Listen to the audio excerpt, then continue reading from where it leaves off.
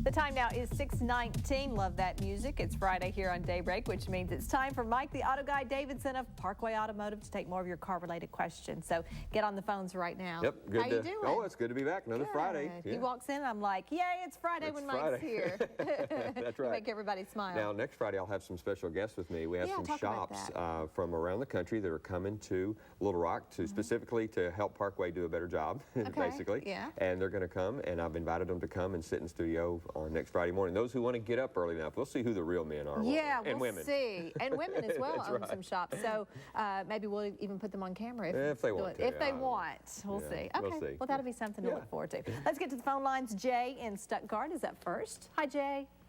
How you doing? Doing well. Doing well. What's your question? I just bought a 1992 Cadillac DeVille.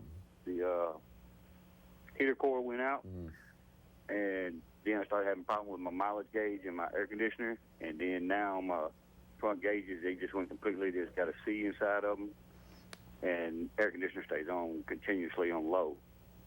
Well, we got to go right into the body control module because absolutely everything he talked about has to do with the body control module. Many vehicles today have a module that controls everything. Think about everything that you touch and control in what we'll call the cockpit of your car, and that is controlled by a computer, and certainly is on that car. So we're going to look for some confusing data going into that body control module, and it's just not running things well. There's equipment that you have. It's called a Tech 2 that is used to communicate with the body control module on General Motors vehicles. Each manufacturer has their own special kind of equipment that is used for that, and GM uses the Tech 2. But we have the Tech 2, but you want to go to a shop that has that kind of equipment that can actually diagnose the problem. So you've got some multiple things going on there, but I would be looking right toward that body control module, because it'd be unusual for all those things to happen, you know, to break at the same time. Okay, there you go. Thank you, Jay. Wilbert is up next from Pine Bluff. Hi, Wilbert. Good morning. How you all doing? Good morning. Listen, Mike, I have a 96 Ford Explorer, and it has it's a northern truck, and I noticed rust from the bottom at the brake. The brake, and it's slipping a little bit. I keep brake fluid in the truck, but it also is leaking on the rear base of the truck.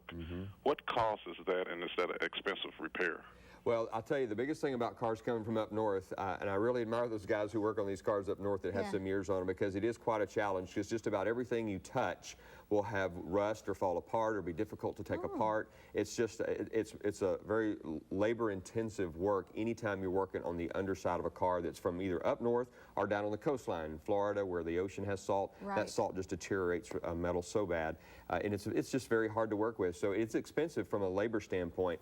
The actual things that need to be replaced, brake lines and things like that, are not that expensive, but just getting them off can be a nightmare. And time too. You know, we use some chemicals when we run into a car like this, and we ask the customer we need the car for a couple days because we're going to soak everything we've got to take apart in a chemical that's actually made by GM that works really good, that will loosen up that rust and really helps us quite a bit. But still, sometimes we have to go to the drill bit to drill things out and get them all done. And so it's the salt they put on the road, on the ice and snow up there, and then it gets underneath your car. Yeah, it does. And so if you know anybody that lives up north, it's good to have the car undercoated. Or if you live here and you're going to move up north, you should have your car undercoated. It's not an expensive endeavor to do that, and it can really make a difference for either you or the guy who's working on the car, but also just longevity. You can go up there and see cars with, you know, fenders rusting off. My goodness. You know, things like that. Not near the way you used to now, because they've gotten a lot better with that part of it. All right, let's squeeze in Keisha from Dermott. Hi, Keisha. Hi. Hi, go right ahead. I have a question about my air conditioner. I have a 2002 Kia Spectrum, and whenever I turn the air on, it blows, but it blows hot air. Okay. Well, certainly the thing that makes our AC systems blow cold air is the refrigerant. And today's refrigerant is R134A. That's the refrigerant of choice of manufacturers. And you most likely have a leak, and leaks can be a little difficult to find these days. But what we do is we actually put a dye in the air conditioning system. So, and then we use an ultraviolet light to find where the leak is coming from. Now, the leak could be so small that it's not found on the first trip. So with air conditioning repair, you should expect to have to make more than one visit to the shop to get it repaired. The other things is, think about this. The air conditioning on your car, and so on every car, is a system of components. It's not a part. it is a system. And so there are multiple opportunities for leaks within a system because that refrigerant touches every one of those parts in and through that system. And so there could be multiple leaks on an older vehicle with a lot of miles. So you got to start with using the dye, find the leak, but you could have subsequent leaks. So multiple visits are pretty common. That's true even with engine oil leaks.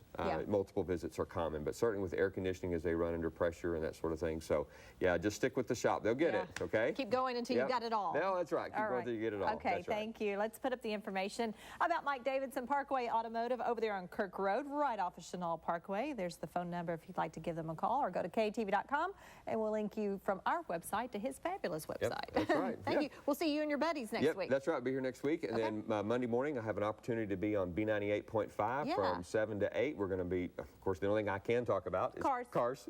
So tune in there Monday morning from 7 to 8, right after this show's over, right? Yeah, wait till 7. 7:01. Okay. 7:01 that sounds to good. 8. Monday morning. We'll remind folks, too, that morning. So great. Jeff Matthews and Lisa Fisher over there. Fisher, So that's right. sounds good. Okay, stay with us. Beth has another look at your news.